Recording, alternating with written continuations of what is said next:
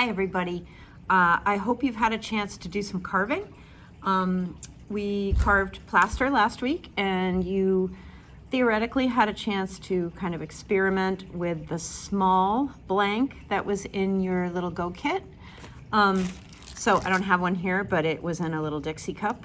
And so what I had asked you to do was to remove approximately 50% of that material to wind up with something influenced by nature, possibly. Not really going for anything in particular. I didn't want you to carve, a model of a person or an animal or something like that, but just kind of free flow, remembering that the negative space is just as important as the positive space, but also that plaster really lends itself to a flowing carve. So whatever tools you figured out that might be good, hopefully you've got those still at hand. I like to have a drill, and you don't necessarily have one. So lots of things will work instead. A good knife is a good tool.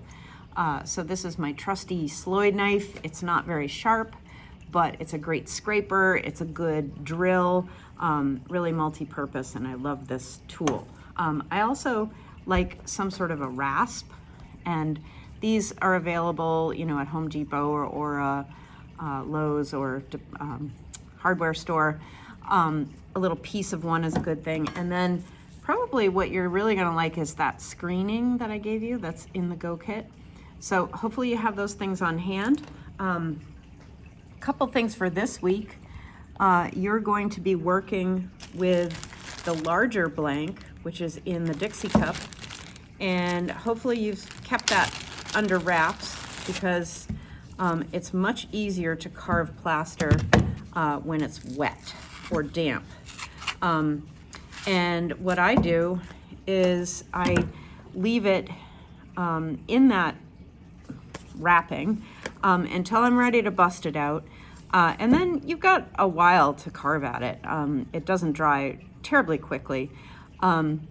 So the window is fairly large. Now, if I'm carving this and I want to go for something specific, I might, do some drawing on it.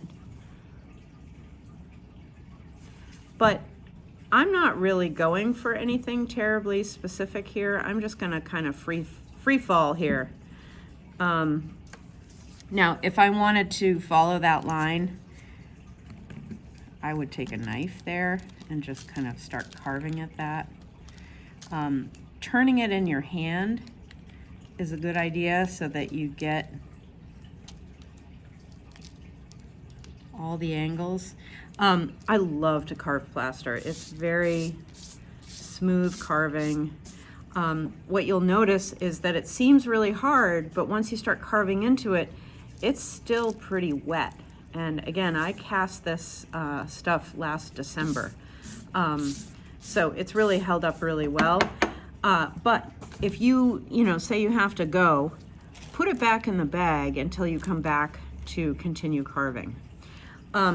Always make sure you're on some sort of paper because this stuff makes a mess. You don't want to get into the dust. Plaster dust is nasty, especially when it gets dry.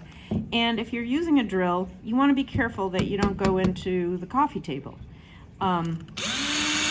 because you can see it goes pretty quick. Now with a drill, I can kind of hollow that stuff out that way. You want to make sure that you rinse your drill out afterwards because this stuff, take a wire brush to it even, or a toothbrush. This stuff will trash tools.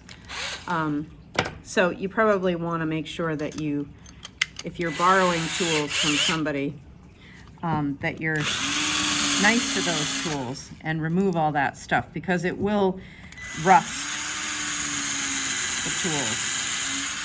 Now you can see I'm holding this piece while I'm doing this. You don't want to, stick a drill in and then chase it around because for one, it'll get in your messy, yucky.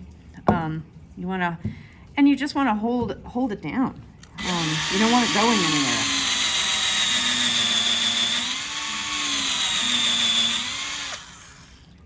So I like to open up the shape a little bit before I start getting super invested in what I'm going to do. So the drill helps to do that. It's not really good for fine things, but you can see like that drill hole really helped me get that knife in there. And I don't love what a drill hole looks like. It just looks too mechanical. So by taking a knife to it afterward, it looks much more organic, kind of natural. And similarly, you're gonna wanna get rid of this kind of thing. You know, that just looks like it came out of a mold. And that's not really our aim here. So my advice is to do your carving in 1 or 2 sittings and then letting your piece really dry so that you can go at it with the sandpapers.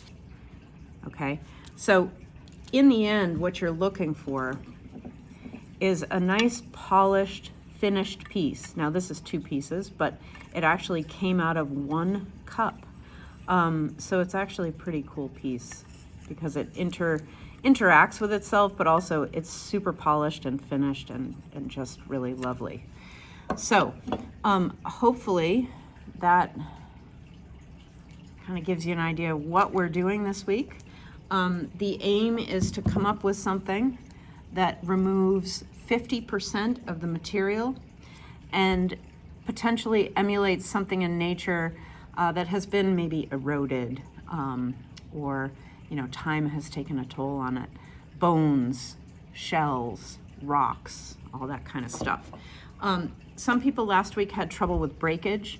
If you have a piece that breaks off, carve 2. Have them interact somehow, just like bones do. Okay, so have fun this week, and I'll see you next week, June 3rd, which is going to be our second to last class. So have a good week, and thanks for watching. All right, bye.